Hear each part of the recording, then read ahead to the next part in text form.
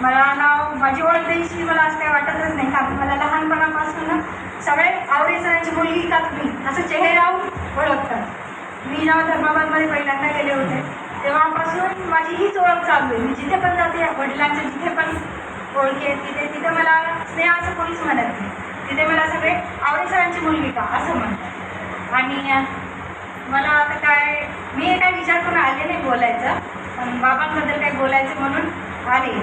मी ठरवलं बाबांना पण वाटत असेल की आता माझ्याबद्दल काहीतरी बोलेल, कारण बाबाचे सगळे सिक्रेट मला माहिती आहेत.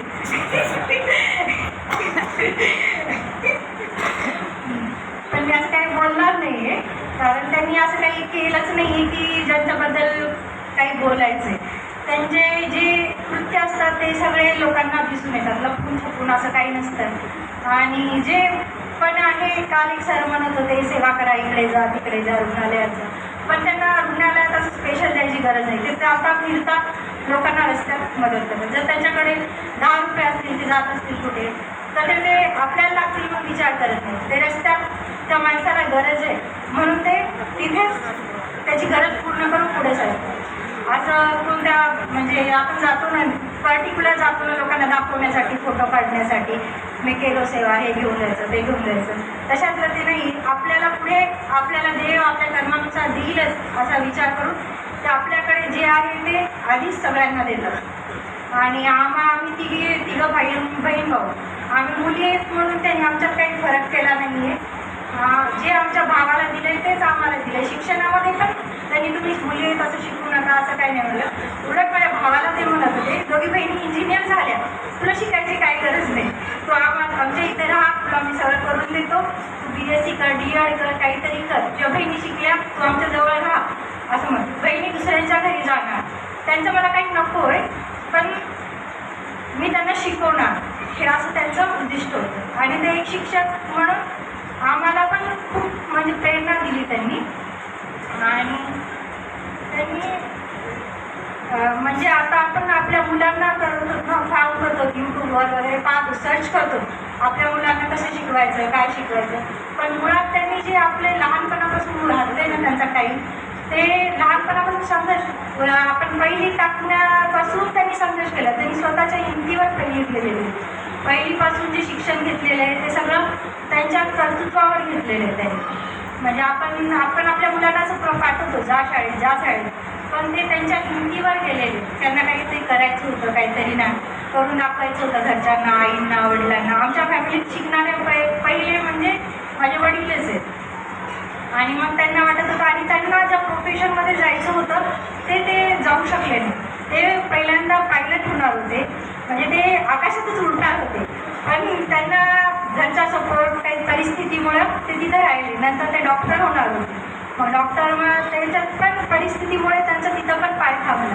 फक्त काही बोलायचं होतं, कोणी बोललं जसं शिफारस जरी केली असती तरी त्यांचा नंबर लागला असता. पण हा व्यवसायात जाण्यासाठी त्यांना त्यांच्या जवळच्यांनी प्रेरित केलं, म्हणून ते ह्या शिक्षण ह्याच्यात आले. म्हणजे त्यांना लवकर पैसे कमवायचे होते, त्याच्यासाठी त्यांनी हा व्यवसाय निवडला. आणि त्याचा पण त्यांना खूप फायदा झालेला आहे. म्हणजे त्यांच्या जीवनात अशी खूप चढउतार झाले की करताना सगळं, पण त्यांना सगळीकडे आनंदच भेटलेला आहे. म्हणजे त्यांनी त्यांचा स्वभाव आहे, त्यांच्या स्वभावामुळे आमच्या सगळ्यांना आमचं पण व्यवस्थित झालेलं आहे. आमचं जीवन जगण्यासाठी आम्हाला काही कष्टच करावं लागलं नाही. त्यांच्या कर्मामुळे, त्यांच्या स्वभावामुळे आम्हाला चालता फिरता आमचं सुख भेटतं. आम्हाला जे आता आपण काही सुख भेटलेलं आहे ते त्यांच्या कर्मामुळेच भेटलेलं आहे. आणि सगळेजण म्हणतात तुम्ही त्यांना देवधर्म करा, हे करा, त्याचा देवात बिलकुल विश्वास नाही आहे.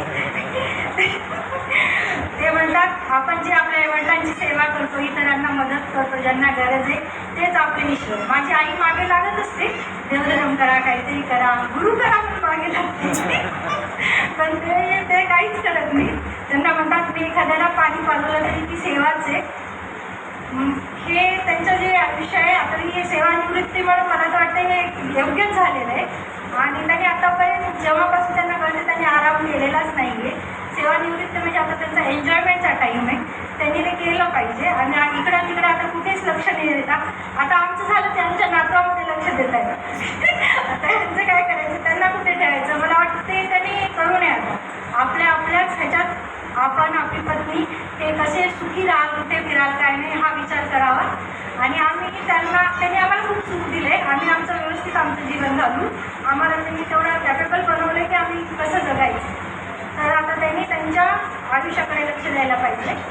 आणि त्यांचं आता पुढचं आयुष्य म्हणजे काय, त्यांना आधी लहानपणापासून छंद होता डायरी लिहायचा, पण त्याच्यामध्ये जिम्मेदारी आली. ते कविता लिहित होते, काही लिहित होते, पण जेव्हापासून मुलं झाले आणि त्या डायरी जेव्हापासून मुलांची जन्मतारीख आली तेव्हापासून त्यांची ती डायरी हळूहळू बंद झाली. आणि आता त्या डायरीमध्ये मग खर्चा कुठे टाकायचं, शाळेत काय टाकायचं हे असं सुरू झालं त्यांचं. मग त्यांचे ते छंद बाजूला होत गेले. मग मला वाटते आता त्यांनी ते छंद जपावं. पण आता मोबाईल आला, मोबाईलमुळे ते त्यांना होतच नाही. ते आजूबाजूला पण बोलत नाहीत, घरी आल्यावर मोबाईलच पाहतात. तर ते त्यांचे शिक्षक आहेत सोबतचे, त्यांनी त्यांना मोबाईलपासून दूर राहण्यासाठी सांगा आणि परिवारासोबत टाईम घालायला सांगा.